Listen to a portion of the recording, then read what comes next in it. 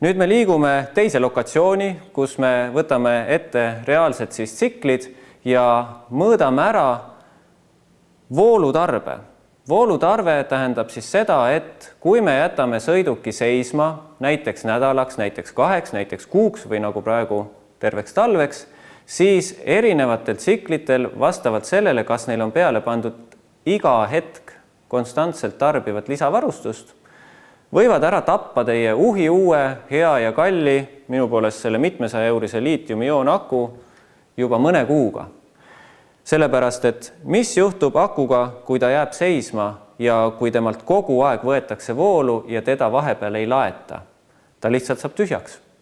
Ja kui ta saab lihtsalt tühjaks ja tema pinge, mis peaks olema 12 volti, kukub alla 10 voldi, siis väga paljudel juhtudel, eriti sellised kahtlasema nimega akud, enam ellu ei ärka ja kevadel võtt motopoodi ja peate oma rahakoti kergendama. Minu ülesanne on seda teemat teie puhul siis vältida, ehk siis ette saaksite ikkagi oma akuga võimalikult kaua toimetada.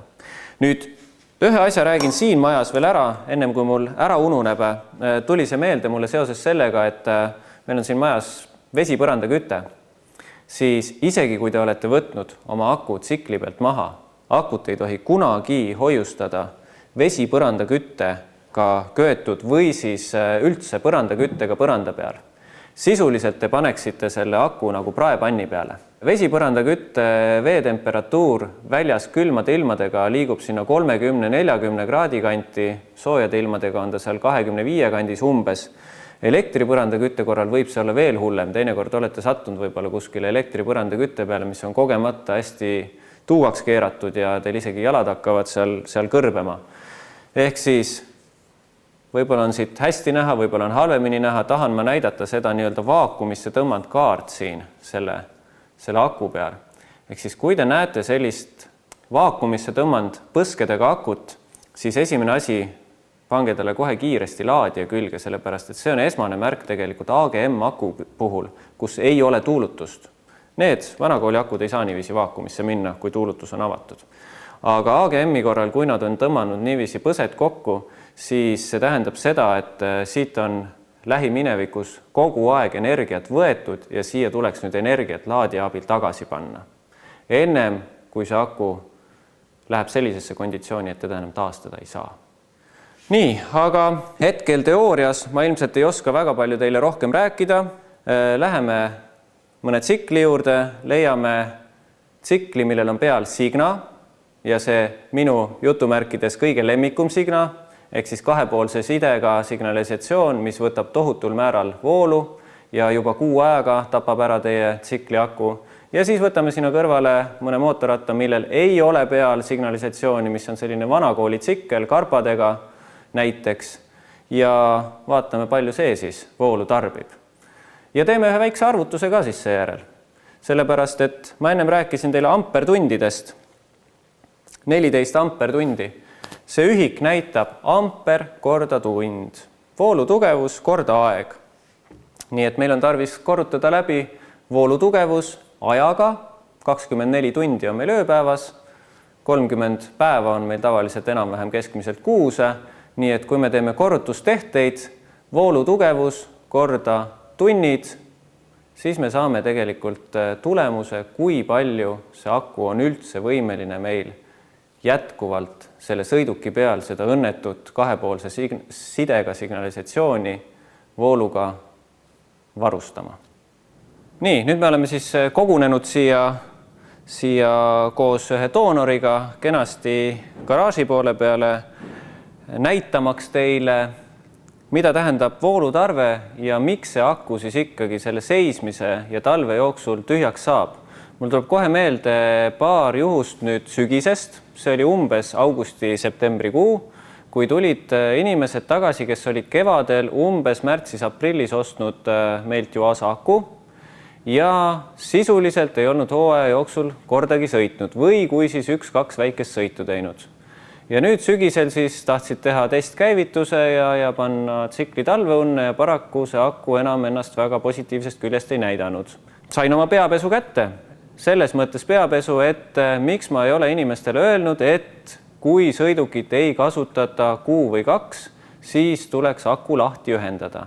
Igal juhul lahti ühendada, mitte loota selle peale, et mul on signa küll tsikli peal, aga signa ei ole sisse lülitatud. See on kõige halvem variant, mis üldse saab olla, signa peal, aga ei ole aktiveeritud. Sellepärast, et siis on tema voolutarve ja akust energia võtmine suurem kui sisse lülitatud signaga, enamasti. Mis mul siis üle jäi? Kõrvad lonti lasta ja pea norgu lasta ja öelda, et järgmine aasta 2017 kevad, kui kõik tulevad uut akut ostma, siis me püüame igale ühele öelda, et kui sa sõidukit ei kasuta, siis tuleb akuklemm lahti ühendada. Mina pidasin seda elementaarseks, et inimesed saavad aru, et iga sõiduk, millel on peal aku, olgu see siis auto või tsikkel, tarbib voolu, tal on peal immo, tal võib olla peal signa ja ainult sellised autod, mis on võib-olla aastas 70, 80 ja 90 algus, kus ei ole mitte midagi ja võib-olla on isegi massilüliti. Vot need on sellised, mis tõepoolest seda akut säästavad ja toimub siis ainult ise tühjenemine, mitte elektrisüsteemi poolt voolu võtmine. Pikk jutt, nagu öeldakse. Voolu mõõtmiseks sobib selline igast prismast leitav koduperenaise tüüpi tester, ei maksa ta suurt midagi, tavaliselt mingi 10 euri, suudab ta ära mõõta teile vajalikus vahemikus nii pinge kui voolu. Ütlen kohe ära selle pinge näidu järgi, mis on siis 20 voldi piirkonna peal ja antud sõidukil ehk siis mootorrattal võiks ta jääda sinna kuskile 12 ja 14 voldi vahele, siis pinge näidu järgi ei saa hinnata, millises seisus on sõiduki aku. Seda, millises seisus on sõiduki aku, saab teha ainult koormustestriga. Koormustestrit teil parasjagu ilmselt kodus ei ole ja koormustester on siis see, mis tegelikult simuleerib akule seda nupuvajutust ehk siis käivitamist ja siis näitab skaala peal, kas see pinge langeb või see pinge ei lange. Mida te saate küll teha, kui te nüüd oskate, kui teie jaoks on elekter täielik kosmos, siis ütlen kohe, parem on mitte puutuda, mitte näppida. Võite leida sellisel juhul siit sadula alt või mõnel tsiklil on paagi all see aku, hunniku sädemeid ja midagi läbi lasta. Nii et kui te saate aru, kuidas tester töötab, mida sellega mõõta saab, ainult siis tehke seda, mida ma teile näitan. Nüüd selleks, et seda voolutarbimist mõõta, kõigepealt peaks olema loomulikult aku täis ja see on ka esimene reegel. Ehk siis tänase jutu kokkuvõte võikski olla see, et mida teha siis sügisel ennem tsikli seisuperioodi akuga.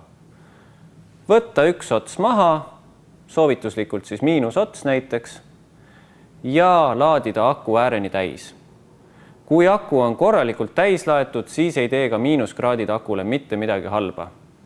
Ja mida ei tohiks siis teha, nagu ma enne mainisin, ei tohiks seda teha, et võtta aku tsikli pealt ära ja panna siis kas või täislaetud aku põrandaküttega põranda peale. Siis ta keedetakse tühjaks sisuliselt. Aga alustame nüüd siis mõõtmist ja 20 voldi piirkonna peal kõigepealt mõõdame ära, kas selle sõiduki aku üldse on veel aku või on muutunud telliskiviks, ehk siis kas me saame siit üldse mingisugused voldid kätte, et meil on mõtet teostada edaspidi siis voolu mõõtmist. Ja vaatame siis nüüd näidud üle. Antud tsiklil esiteks on kohe näha, et siin on sadula all igasugust mudru, alustades siis signast ja veel on mingi juhtmepunt, nii et pagan seda teab, äkki siin on veel midagi. Aga mõõdame ära kõigepealt selle, kas see aku on elujõuline. See on nüüd seesama aku, mis ennist sai näidatud sellise natukene vaakumisse tõmmatud põskedega, nii et ilmselt siit ei tule kohe seda numbrit, et ta võiks olla nagu ülihea. Ja 20 volti piirkonna peal, sellest täiesti piisab. Punane testriots, eeldusel, et ta on siin ka kenasti ikka voldi ja milliamprite peal, läheb plussi peale ja must, mis on siin pesas, miinus klemmi peale must. Ja mõõdame siis ära, mis siit tuleb.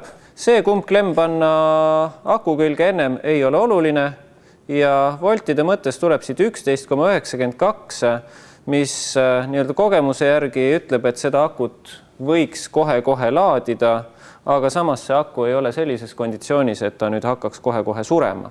See tähendab seda, et üleüldiselt võib minna selle tsikli voolutarbe mõõtmise juurde. Kumb klemm akult ennem lahti võtta? See on alati niisugune huvitav küsimus, kehtib nii auto kui tsikli puhul. Ja vastuseks on siis miinusklemm. Milles on põhjus?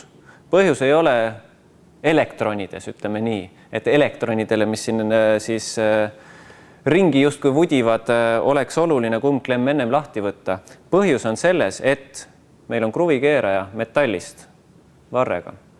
Ja kui me keeraksime ennem plussi lahti ja siis selle plussi lahti võtmise käigus, kui see pluss on hästi kaugel peidus ja läheme selle metallist osaga kuskile raami vastu, siis meil on hunnik sädemeid. Sellepärast, et meil on miinus veel kenasti aku peal kinni ja meil tekib lühis. Nii et mõistlik on võtta miinusklemm kõigepealt lahti, siis me oleme vooluringi katkestanud ja sealt edasi võime minna siis plussi kallale ja minna vastu ka kogemata mingisugusele raami osale täiesti ohutult, ilma et tekiks mingisugust sädemepilve kuskile. Nii et alustame siis selle lahti võtmisega. Miks me üldse selle ühe otsa lahti võtame? Aga sellepärast, et me mõõdame vooluringis kulgevat voolu ja vooluringis kulgeva voolu mõõtmiseks peame me võtma vooluringi ühe otsa lahti ja ühendama testri sinna vooluringi vahele. Sellisel juhul oskab see tester meil mõõta, kui palju voolu sealt juhtmetest parasjagu sel hetkel läbi käib. Mõistlik on valida siis testril 200 milliampri piirkond, sellest enamasti jagub sõiduki voolutarbe, õigemini tsikli voolutarbe mõõtmiseks ja 200 milliamprit on meil siis 0,2 amprit. Ja ühendame lahti miinusklemmi ja ühendame need otsad siis sinna vahele. Teeme seda.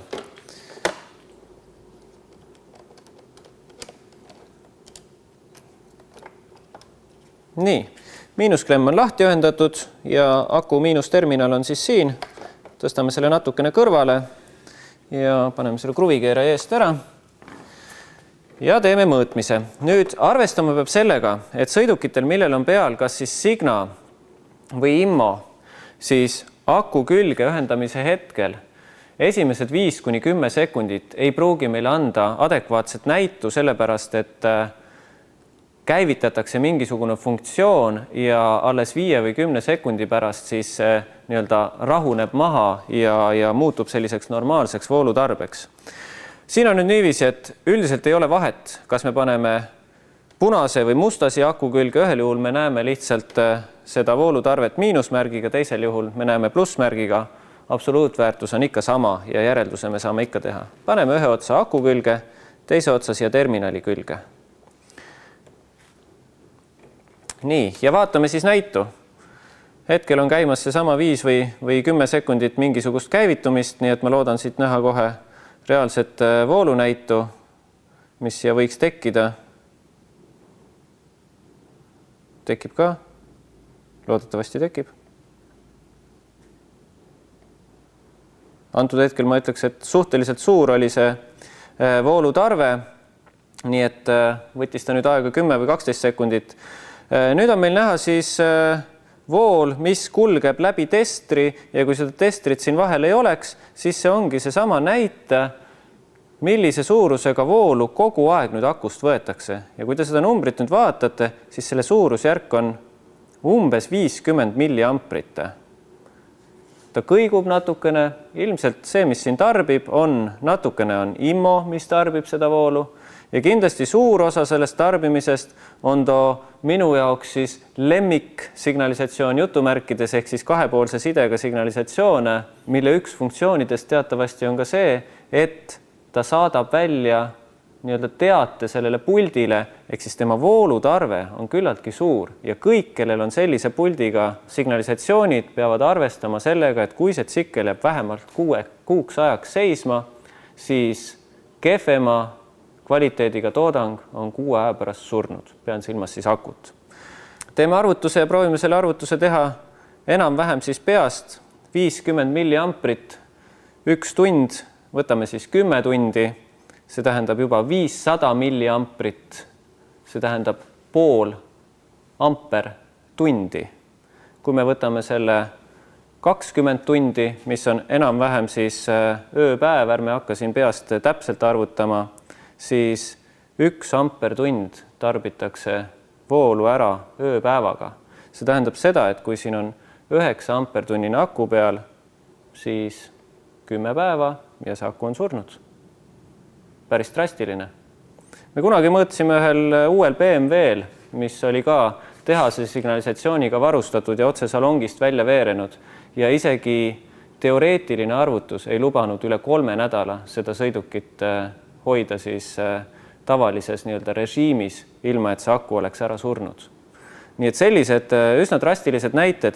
Nii drastiline see olukord tõenäoliselt ei ole, nagu te näete, praeguseks on kukkunud see tarbimine kuskile 40 milliampri peale. See tähendab seda, et sellel signalisatsioonil, mis selle sõiduki küljes on ka oma aku ja praegu laetakse seda oma akut, nii et see näit praegu kukub ja kogemuse kohaselt jääb pidama kuskile sinna 20 milliampri juurde. Aga tehke läbi ise korrutamine 0,02 korda tundide arv ja te saate selle piiri välja arvutada, kus teie 9 või 10 ampertunnine aku siis reaalselt tühjaks saab. Ja see ongi siis selline kevadel surnud tabloode põhjus. Ja kui seda ei tea, et see miinusklemm lahti ühendada talveks või see aku üldse maha võtta või teda aeg-ajalt laadida, siis paraku on kevadel uue aku ost vältimatu. Nii on. Tuleb teada asju. Ja minu ülesanne on teile selgitada, kuidas teada asju. Nii et hoolitsege oma aku eest ja ärme siis kevadel näe selle põhjusega, et te akut tulete ostma.